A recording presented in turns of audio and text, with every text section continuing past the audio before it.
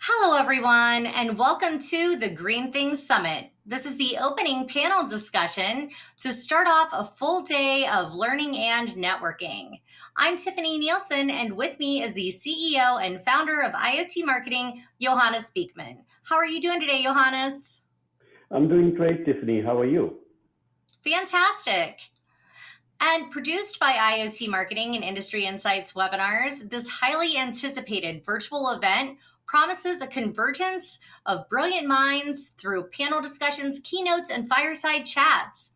We have brought together a very exciting lineup of speakers from around the world to explore how IoT and other emerging technologies can drive green initiatives and pave the way for a sustainable future. To tell you more about today's agenda, following this opening panel discussion, we will follow it with some sessions revolving around IoT, then AI, and later this afternoon, energy, followed by sustainability.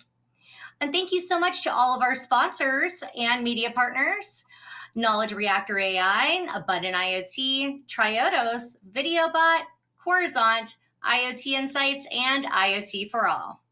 For anyone watching the opening live stream that does not yet have their all access ticket, you can still join us within the event platform for the entire event to take advantage of all the advanced networking features, ask questions, engage with us in the chat, as well as explore our virtual expo hall. And attendees will delve into the latest green tech solutions, witnessing their profound impact on our planet. You'll discover how IoT optimizes processes, reduces energy usage, and empowers the transition to renewable sources.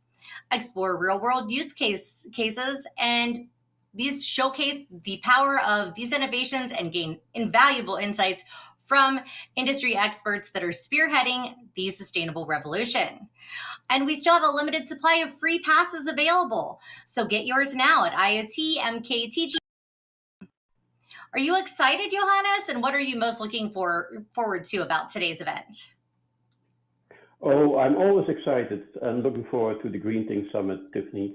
And well, you know, of course, this is the fourth iteration of, we started 4 years ago and we started calling it Green Things Summit a couple of years ago.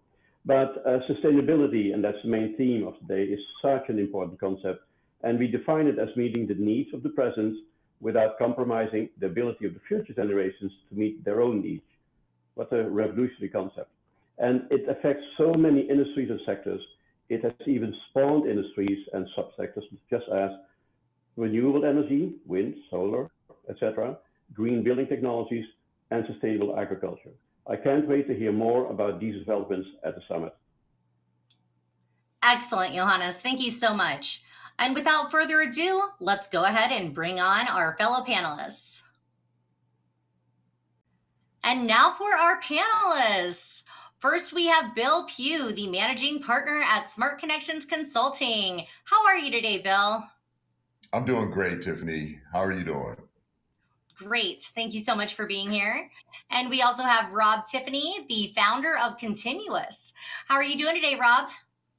I'm great. Happy to be here. Good to see you, Tiffany. Great to see you as well. Thank you both for joining us today for the Green Things Summit. And when we talk about green, what exactly do we mean by green? Well, we'll walk through several examples throughout the event of ways that IoT and other emerging technologies such as AI are used to create more sustainable and energy efficient. Wait, hang on.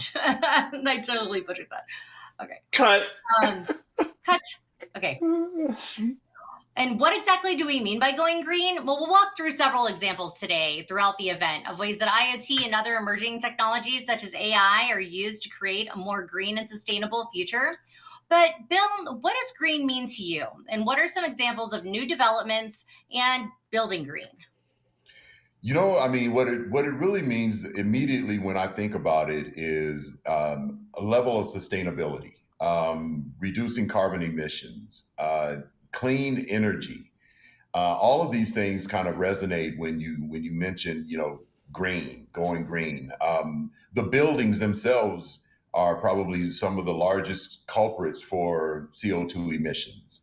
and the energy consumption and things of that nature. So I think it's being more conscious with how we're building. So building, green buildings, literally, meaning that your windows are not producing outgassing and things of that nature. There's a number of elements that I think of when we talk about going green. So sustainability, renewables, and clean energy.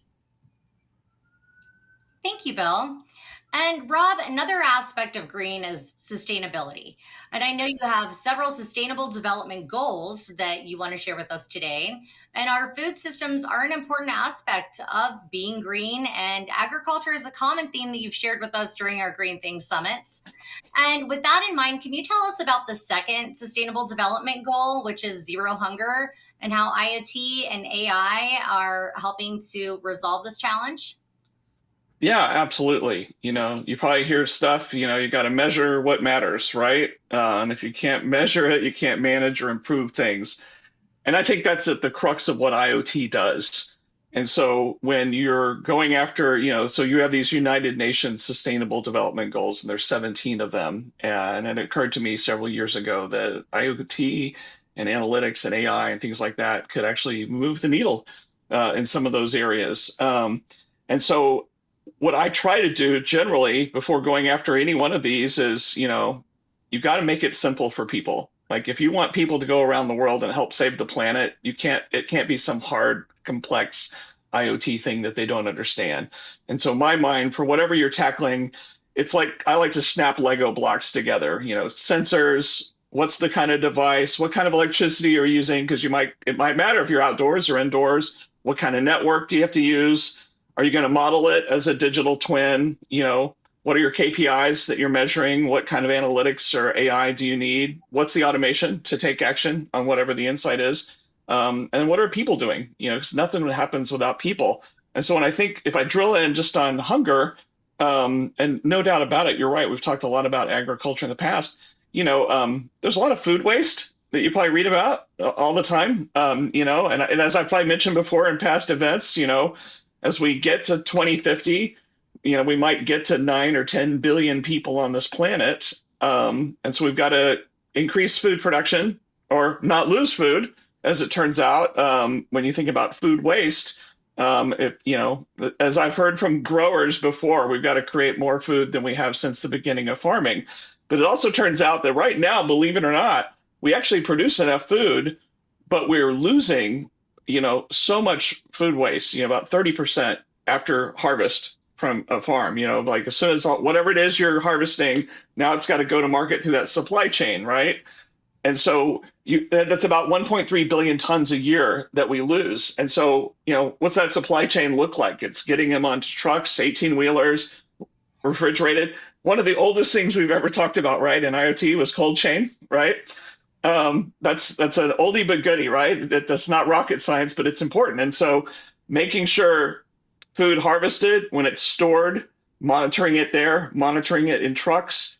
Turns out there's lots of intermediate players in that supply chain that things get handed off to on the way to the grocery store or the restaurant. And so there's a lot of opportunities for food to go bad along that way. And so as it turns out, if we do a better job using IoT and taking actions and not letting bad things get away from us, we can cut that food waste down dramatically and make a huge difference for folks, even in lieu of producing more food, which obviously we need to do that as well. So anyway, that's a great thing to tackle. Thank you, Rob. And another way that we can do that is even in a smart refrigerator. So Johannes, one way that people are going more green and living a little smarter is in smart homes. So can you tell us a little bit about what you're seeing when it comes to smart and sustainable living within the home? Well, Tiffany, the list of smart home technologies is getting longer every year.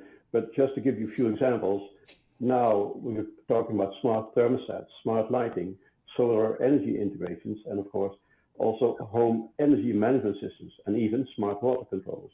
So we're getting closer and closer to the sentient homes that we wrote about in 2022. Thanks, Johannes. And Bill, in order to power all of these connected solutions, or at least most of them, the ones that aren't wireless and battery operated, we need the grid. So this is a common topic. You've talked to us about this several times, but where are we with grid reliability? And can you share your thoughts on grid stability and its modernization? I think we're making great strides. You're starting to see a lot more in terms of the utilities looking at both ends of the equation. So yes, there's generation. Yes, when everyone's driving EVs and the likes, you're still using fossil fuels along those routes. But what you're starting to see is a bit more on the distributed energy resource side. You got more in terms of residential homes with solar enough. Before, it was never enough to get to net zero, but now they're actually seeing a lot more solar get to net zero, and consumers are starting to add storage. And once you start to have this proliferation of this much solar, bidirectional PV, and storage, you have the opportunity to actually create community energy storage. That community energy storage can help balance the grid when you have these peak demands that used to cause the utilities to have rolling brownouts. Well, now they don't have to do that. So I think we're seeing a strong movement towards modernization on the inside, that being the consumer, so the residential homeowner, as well as you're starting to see a lot more with the schools and them having solar across the board. So they create resilience hubs. And then on top of that, you're starting to see advanced distribution management systems, ADMS, being deployed by the utilities.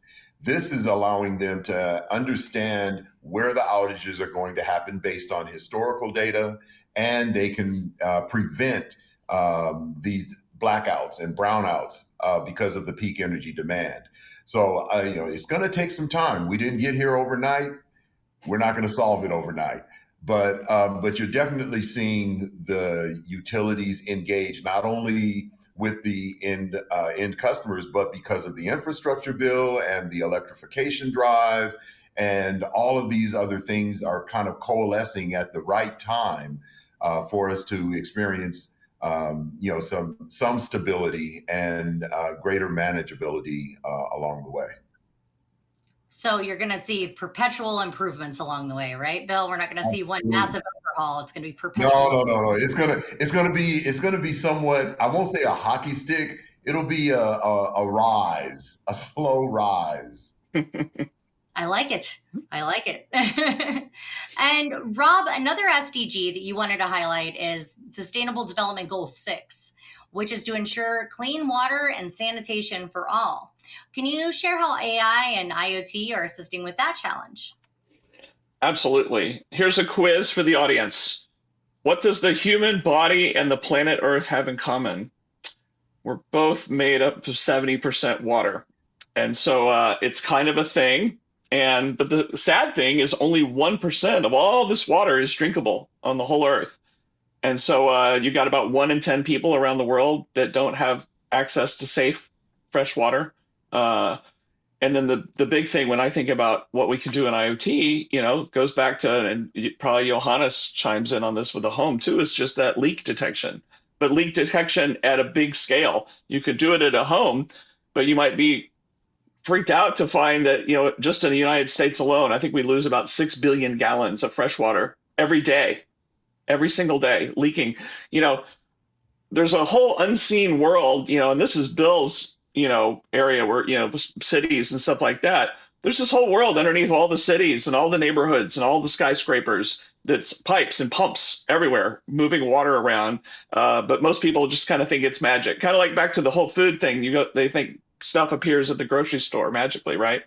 Well, we're leaking 6 billion gallons of fresh water in the US every day from all those pipes. There's something IoT could do about it. Obviously, we can measure moisture, we can measure pressure in pipes, we can measure flow in pipes, and then we can see where leaks are happening, and we can take action quickly. And then you can do, there's that notion of early warning. Let's nip it in the bud before it just starts leaking forever. Let's go attack it right away.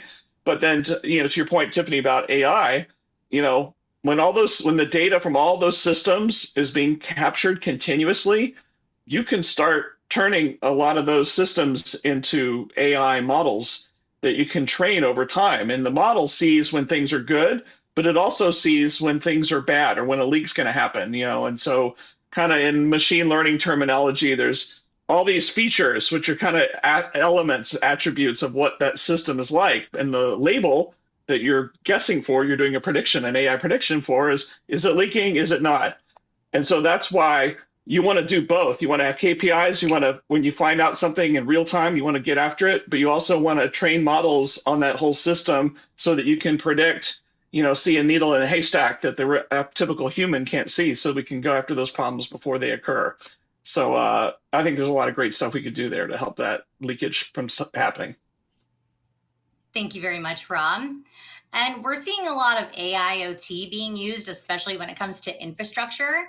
And so, Johannes, can you tell us a little more about AIoT and its role in intelligent infrastructure? Well, AIoT is the brains behind intelligent infrastructure, Tiffany. We all know about smart meters, like we have one at our homes. These are IoT devices that track energy usage, helping cities and customers optimize consumption and save costs.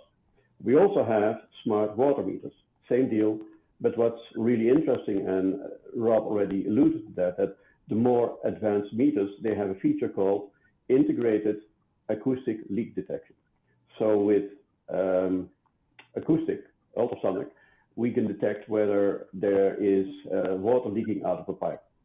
And acoustic leak detection is a cutting edge technology that's being rolled out across all industries, and it has revolutionized the way we identify and manage leaks in various industries, including oil, gas, pipelines, industrial facilities, and also water lines. And we shouldn't forget predictive maintenance. That's where IoT really plays a big role. So using data collected by tiny sensors embedded in infrastructure, AI algorithms can predict where maintenance is needed on bridges, buildings, and other critical infrastructures. Thanks, Johannes. And if you'd like to learn more about AIoT, we have a free download available from Knowledge Reactor AI on what makes AIoT special. And it's the V's of AIoT, a very interesting read, and it's available for free. You can download it in the chat or in the platform. So be sure to take a look at that if you'd like to learn more about AIoT. And Bill, I saw a post that you shared on LinkedIn, and you always get my mind stirring and wondering, like, and I saw the intelligent infrastructure economic zones. Can you tell us more about that? And I'd also love to hear more about where we are with electrification. Sure. So the notion of intelligent infrastructure economic zones is one that's actually being driven collectively by the Autonomy Institute and Jeff DeCo. I work very closely with the Autonomy Institute, and what it's built on the fact that over the past 50 plus years, infrastructure has been just wildly thrown out. And now when you look at the opportunity that we have, a generational opportunity based on the infrastructure bill and what it wants to drive in terms of transformation across the board. You're talking about taking what would be a regular pole and allowing it to be a neutral host platform. You're looking at the fiber that's being laid in all of these areas that is being put in for charging stations and other electrification projects actually be extended so that it increases the opportunity for inclusive broadband. So you're solving for digital equity. You're laying the backbone for the data to be driven from all of these EV chargers. You're putting in new infrastructure that has the smarts in it to let you know what's happening. We could move it to over time to a level 5 of autonomy and actually have it drive decisions. But the big part about it for me is it's going to drive economic development. You're going to create jobs. You're going to have inclusive communities. You're going to allow those that don't have these things to actually benefit from the infrastructure that's being put into the built environment.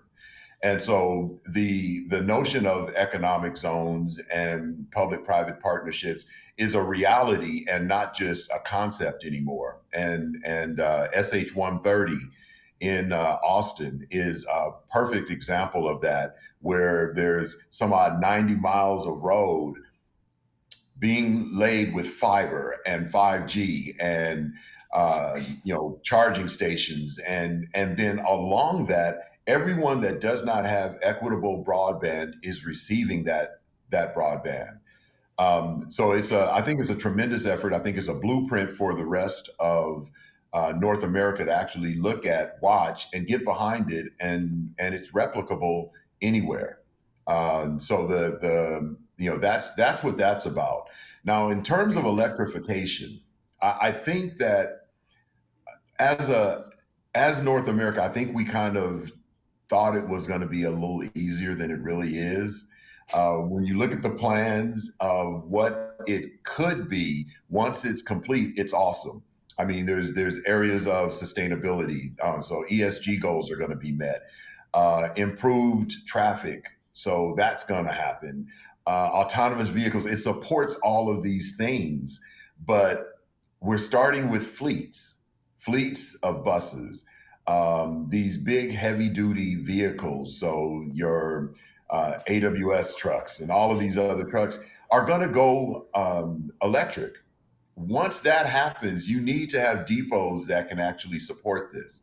But now this ties into whether or not the transformer is a shared transformer or is it a dedicated transformer? Are there distributed energy resources sitting behind that you'll want to manage and monitor?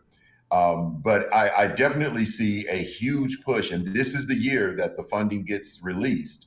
You're going to see some real activity over the next 2 to 3 years.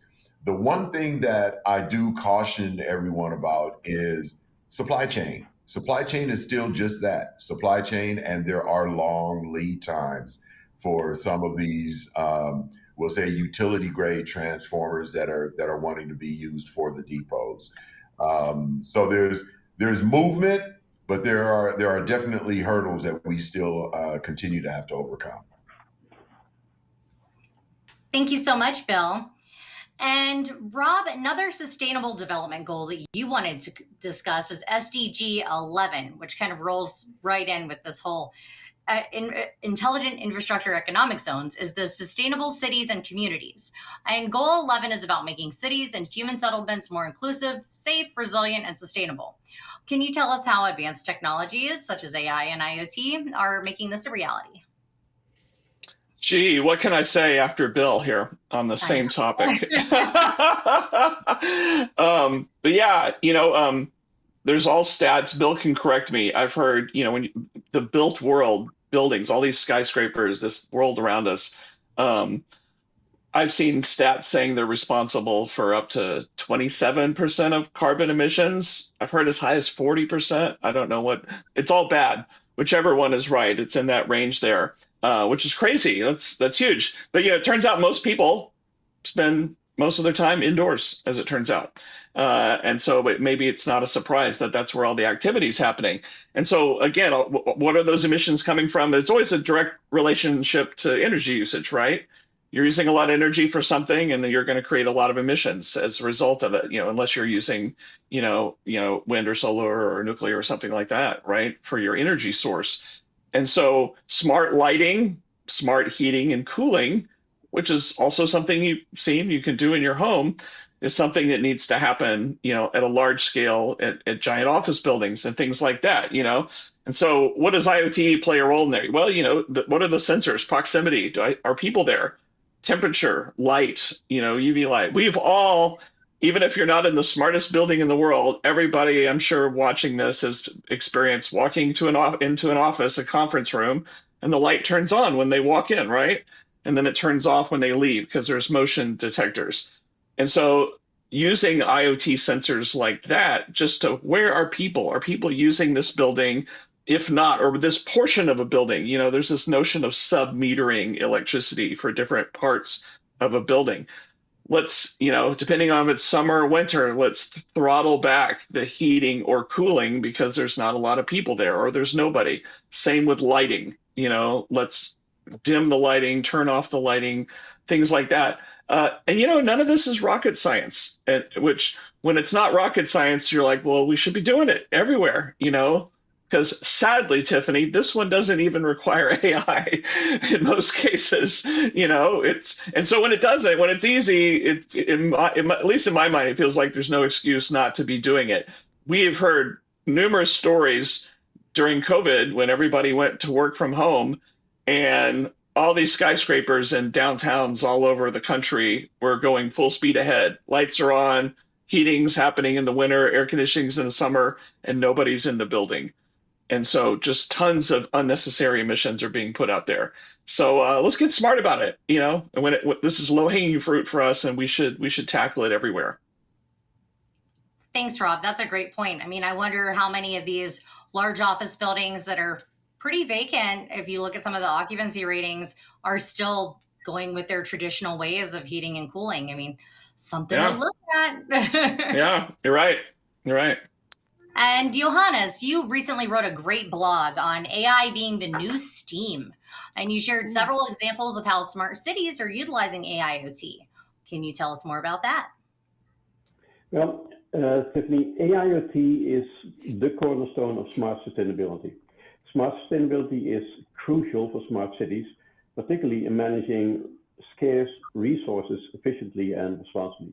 To put it bluntly, for a city, everything is a resource. People, air, water, energy, spaces, roads, finances, etc. And resources are always scarce. There are so many different ways smart cities can utilize AIoT. AIoT helps with resource optimization, pollution control, water management, sustainable agriculture, transportation, and mobility, and the list goes on. So AIoT helps cities being more innovative, and become more efficient. Thanks, Johannes. And Bill, you touched on ESG, and we heard a lot about ESG last year, which for anyone that is unfamiliar with the term means environmental, social, and governance.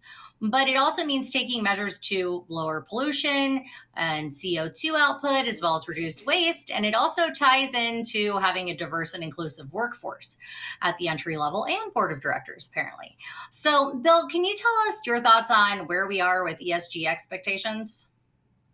Well, I mean, there's not a city that I've seen yet that doesn't have some documented efforts as it relates to ESG. And just as every city is a little bit different, I expect to see different goals, different KPIs that they're measuring. I think that we're still early days in terms of implementation of these practices.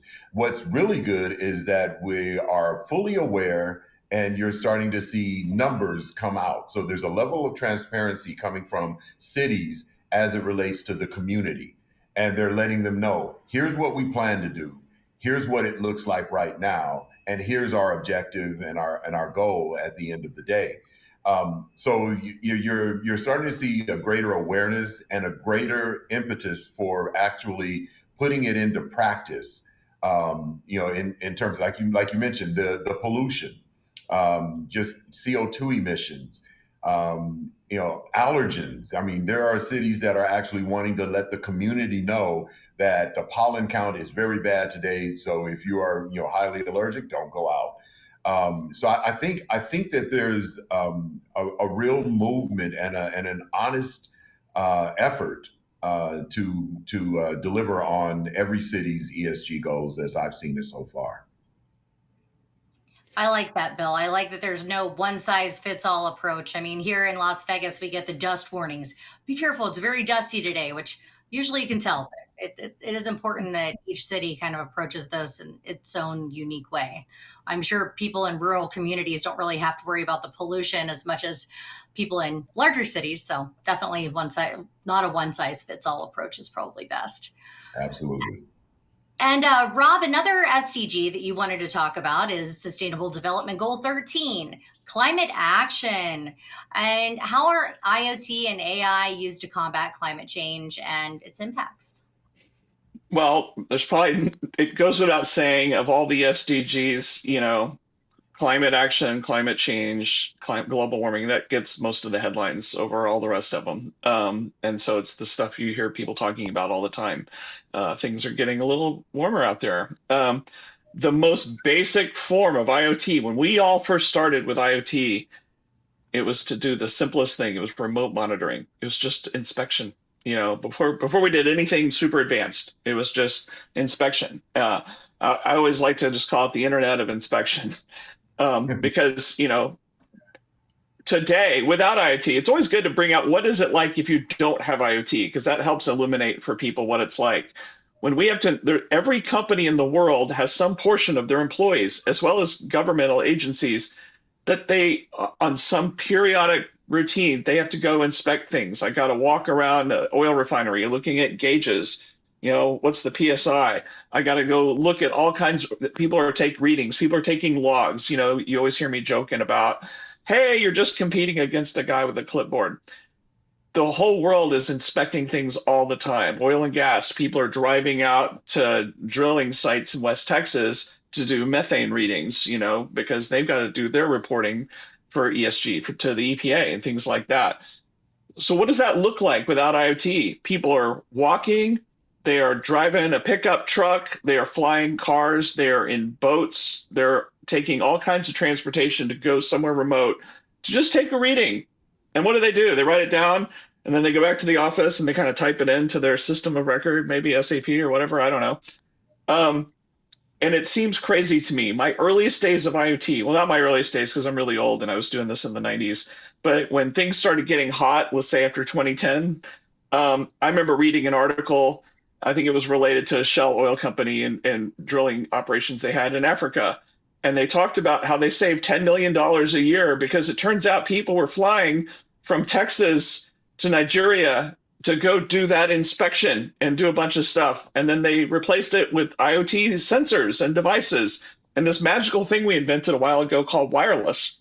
And all of a sudden, you didn't have to do that anymore. When people ask me, well, how long is it going to take for me to get ROI on my IoT investment? It sounds really complicated. My answer is instantaneously if you're going after the right thing. If you do what IoT does best, which is inspection, it's instantaneous return on investment. As soon as you get it going, a person's not flying there, driving there, walking there, whatever. So do that. So what are all those emissions that you're going to cut? It could be anywhere from 10 to 40% of emissions are cut because you're not flying, you're not driving, you're not going to places to do these remote inspections. You wouldn't believe the stories I've heard about the things that people have to do to find out and do reporting. And all this can be fully automated. That's why we invented sensors and devices and wireless continuous monitoring. That's why my company's called Continuous. I'm a big fan of just continuous monitoring. It's easy, it's cheap, it's real time, it's kind of a no-brainer, and it's going to cut emissions dramatically. So there you have it. Great. Thank you, Rob. I mean, I'm still a little old fashioned. I think having someone go out and check with a clipboard occasionally could be good for multiple use cases. Maybe it's not leaking where they have a sensor, but maybe a water leak's happening somewhere else. It's good to have checks and balances to some degree, but I definitely see your point that there is a lot of ROI to be found just from reducing the amount of traffic and people traveling and those emissions for sure. And Johannes, in order to execute many of these different green initiatives and sustainable initiatives that we've been talking about today, there will need to be some education and workforce development. So what are your thoughts on this? Well, there are two aspects to this, Tiffany. On the one hand, sustainability impacts all industries and sectors, I would say, which necessitates the development of a sustainable curriculum that's being implemented in the schools and in the colleges. So that's one development and workforce training that needs to happen. On the other hand, sustainability is spawning new industries. Take, for example, the renewable energy industry. The International Renewable Energy Agency, IRENA, reported that renewable energy employment has reached about 12 million jobs worldwide. And that's just one example.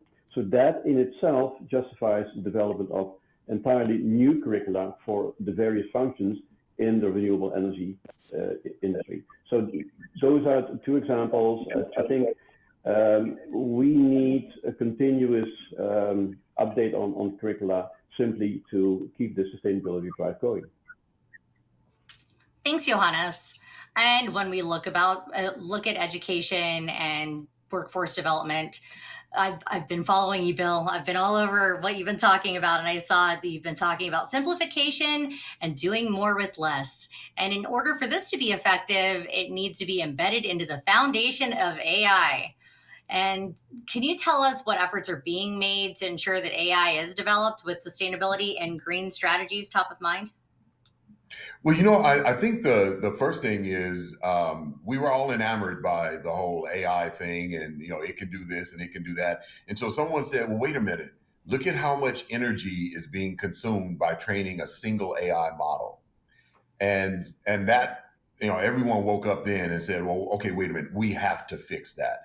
We don't want to toss AI out and say AI is bad because it's a gross consumer of energy.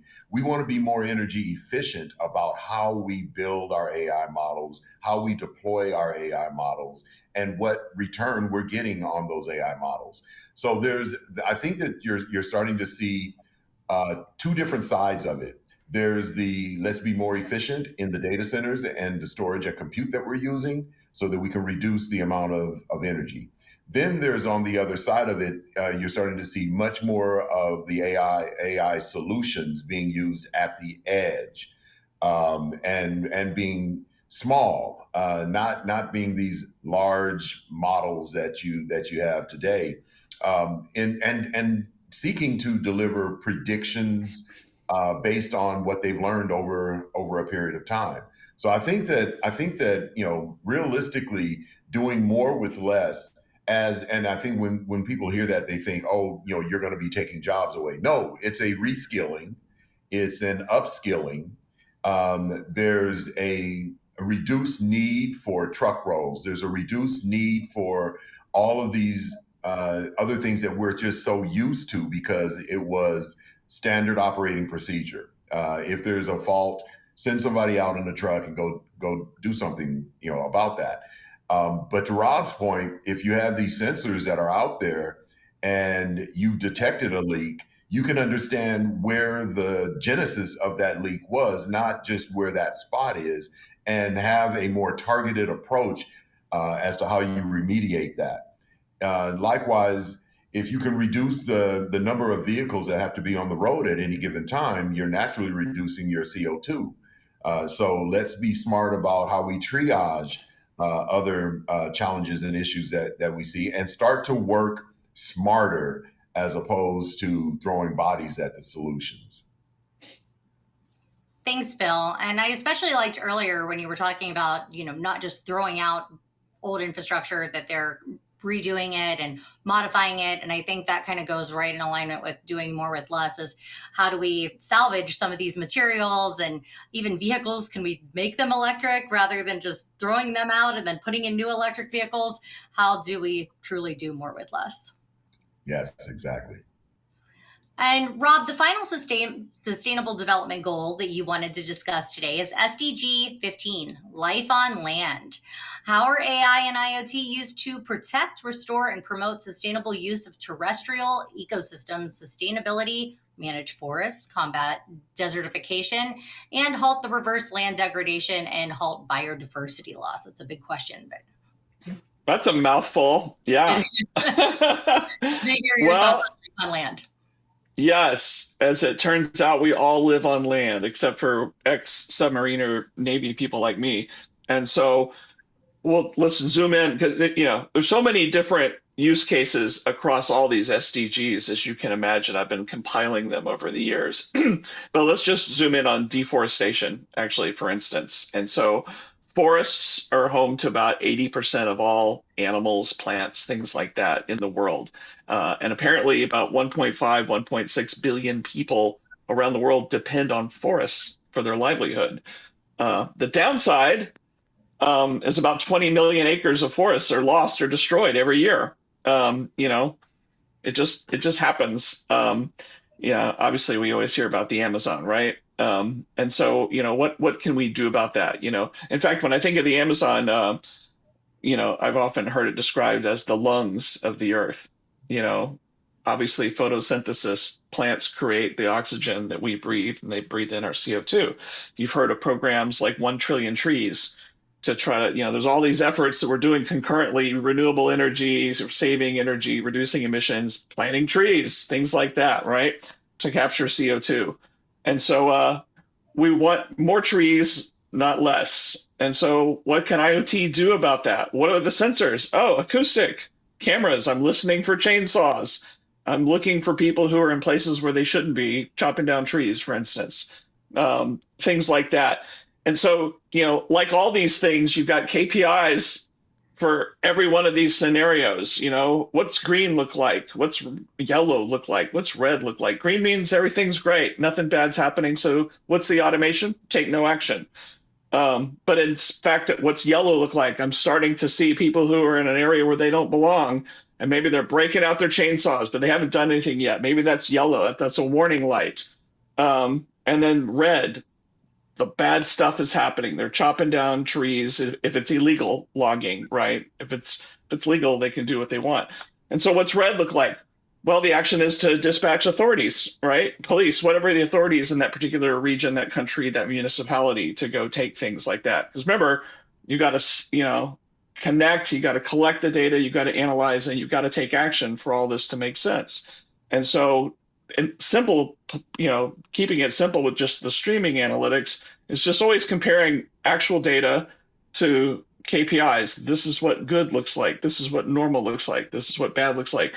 And all, again, this all happens, you know, I'm a big fan of what I used to talk about when I was talking about streaming analytics versus machine learning, this notion of hot path and cold path analytics. And so there's the stuff that's happening in real time and you take action as it's happening.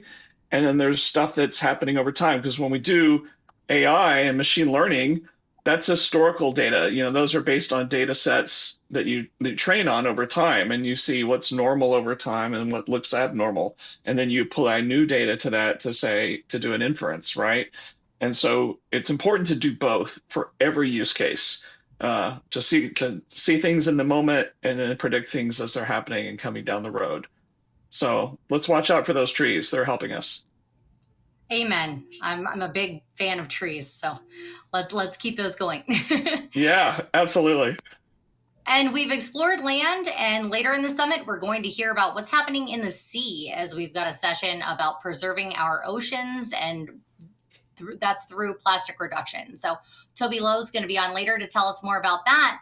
But Johannes, what about space? We did our Space Tech webinar. We talked about space and a lot of our summits. Can you share with us some of the different green space initiatives that you're seeing? Sure, Tiffany. So talking about space, first of all, as we expand our activities in space, we're launching more rockets. We need to implement sustainable practices because that becomes critical to, for example, prevent space debris getting out of control. Also, and that has an impact not just on the orbital environment, but ultimately the debris will come back down to Earth. So that's one aspect of it. Second aspect of space is we have a ton of satellites in space now, and satellite technologies play a pivotal role in monitoring Earth's ecosystems and managing our natural resources. That ties into the deforestation that Rob was talking about just now. So satellites provide critical data on climate change, deforestation, and ocean health.